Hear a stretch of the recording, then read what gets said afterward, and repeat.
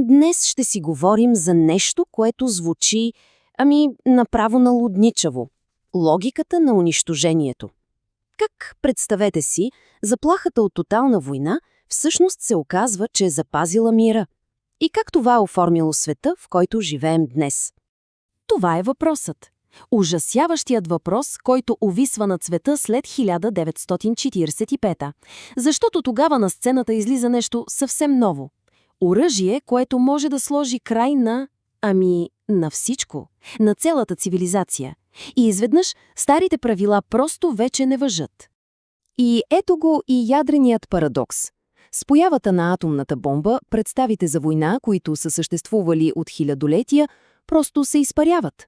Изведнъж думи като победа или завладяване губят всякакъв смисъл. Защо? Защото за първи път в историята тотална война означава само едно – тотално унищожение. За абсолютно всички. Така, стигаме до немислимата заплаха. Първоначалният американски отговор на целия този парадокс е меко казано директен. Брутално прост всъщност. Идеята е, всяка агресия, без значение колко малка, ще бъде посрещната с всичко. С цялата ядрена мощ. Тази доктрина получава и доста красноречиво име – масирано възмездие. И това, разбира се, преобръпва цялото мислене за войната. Вижте разликата. В традиционната война целта е да спечелиш. В ядрената целта е просто да не загубиш.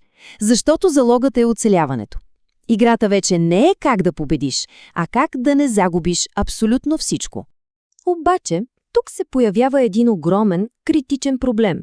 Наистина ли някой вярваше в това? Сериозно, дали САЩ биха рискували да унищожат целия свят заради някакъв по-малък регионален конфликт? Цялата тази огромна заплаха започва да изглежда, като блъф, прекалено голям за да е истина. И точно тук, в този, да го наречем, вакуум на достоверност, на сцената излиза един млад, но брилянтен учен – Хенри Кисинджър. Той си дава сметка за нещо изключително важно. Една заплаха, която не е правдоподобна, на която никой не вярва, е напълно безполезна. Все едно изобщо я няма. В прочутата си книга от 57-ма «Ядрено оръжие и външна политика» Кисинджър казва точно това. Този подход «всичко или нищо» е просто един капан. Той води до едно от двете неща. Или до парализа, т.е. страх да направиш каквото и да било, или директно до глобална катастрофа. Ясно е, че трябва да има и трети път, нещо по средата. И ето го и неговото решение – концепцията за ограничена война. Какво означава това? Идеята е да имаш и други опции, да не се налага да избираш само между пълно бездействие и ядрен апокалипсис. Така, заплахата от ядрен отговор става много по-гъвкава, много по-нюансирана и най-важното – много по-правдоподобна. И тук вече навлизаме в самата сърцевина на теорията на Кисинджър – психологията на възпирането.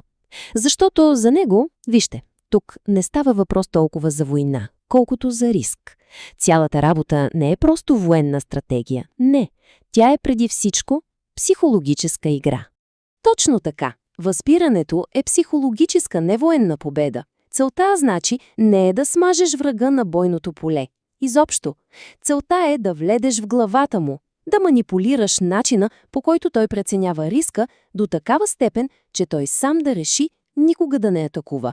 Истинската победа е битката, която изобщо не се е състояла. Добре, и как работи тази психологическа игра? Нужни са 3 стълба, 3 задължителни условия. Първо, капацитет. Очевидно е, трябва да имаш оръжието. Второ, воля. Не е достатъчно само да го имаш, трябва да демонстрираш, че имаш и волята да го използваш. И трето, може би най-важното – комуникация. Противникът трябва да е напълно наясно с първите 2 точки, без никакви съмнения.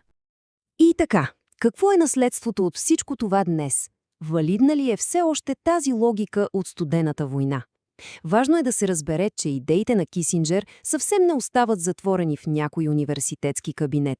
Не, те се превръщат в абсолютната основа на стратегията за сигурност не само на Америка, а на практика на целия свят.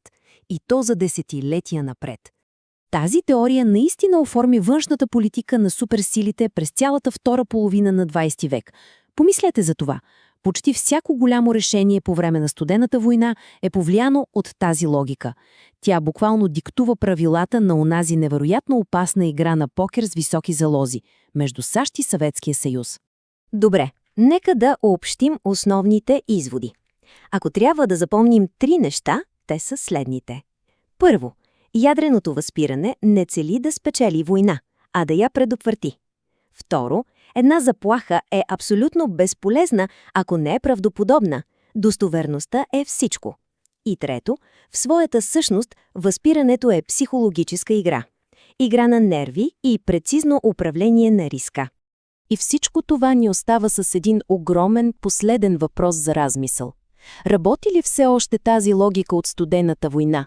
Дали една теория, която е създадена за свят с двама основни играчи, е все още валидна днес, в един много по-сложен, много полюсен свят, в който ядрените сили са повече? Отговорът на този въпрос всъщност определя сигурността на всички ни точно в този момент.